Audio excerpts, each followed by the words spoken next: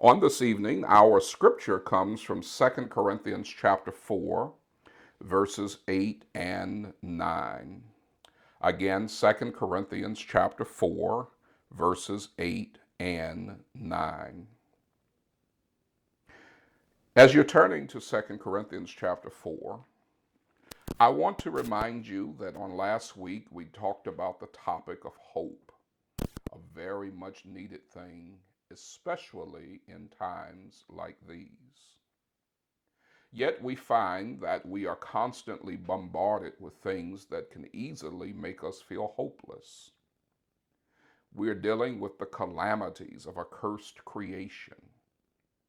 Just in the last 72 hours, it has been reported that there have been 80 tornadoes in this country just in the last few hours.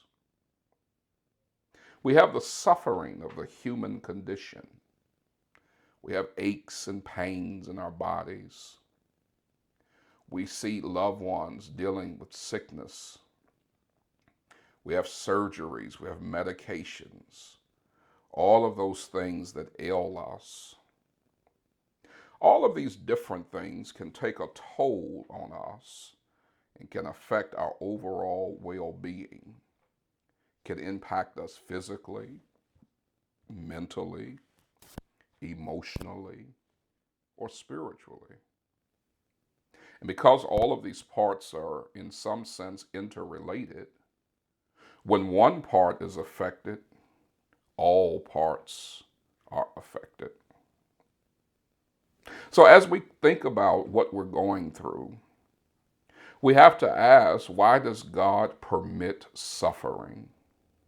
Why does God allow these things that have seemingly plagued us for so long to persist? Why do we keep dealing with these things? In 2 Corinthians chapter 4 and verse number 8, the Bible makes it clear that God understands our dilemmas, our frustrations. In 2 Corinthians 4 and verse 8, it says, "We are troubled on every side, yet not distressed. We are perplexed, but not in despair.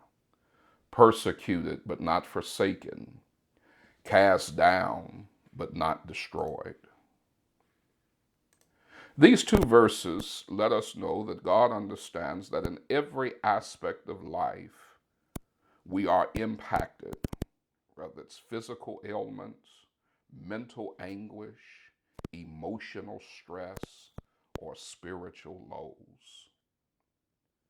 So, how do we process this and process the idea that we serve a loving and a caring God? Let me ask you to think in these terms, that there may be some genuine benefits in what God permits in suffering. Number one, when we suffer, when we see calamities, when we are aware of these things, it helps us to rest our faith in God. We obviously cannot control the environment, we cannot control the weather, we can't even control other people. We do well to control ourselves.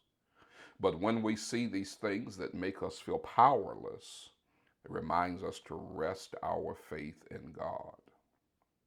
Second, it reminds us of our temporary existence. You know, we go through this life and sometimes we don't seem to have a care. Then all of a sudden, bad weather comes, or a doctor's visit and a diagnosis we didn't like. Those things help to remind us we're not going to be here forever. A reminder that we're needed so that we can govern ourselves accordingly.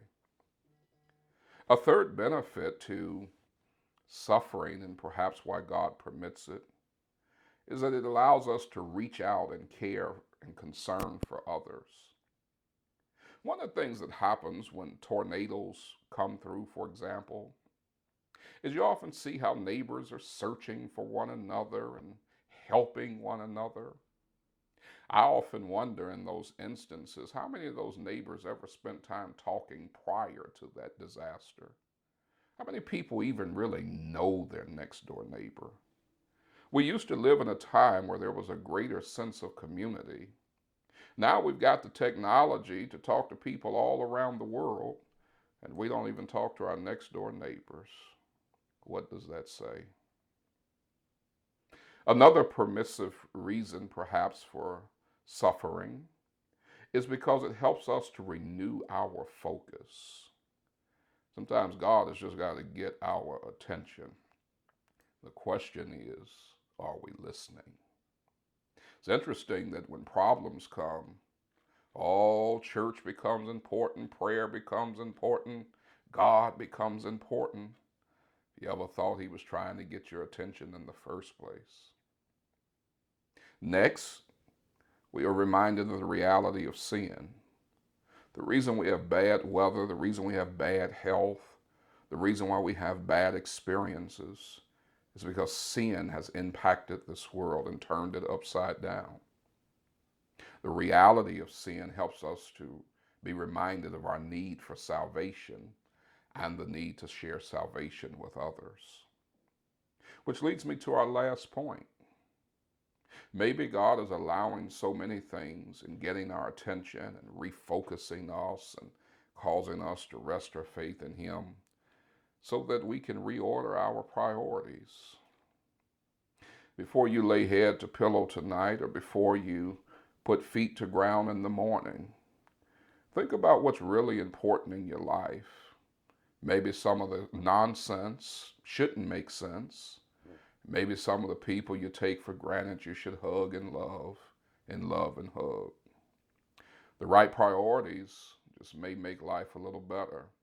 It may not extend your days, but might extend your happiness. This has been another installment of A Few Minutes with the Minister.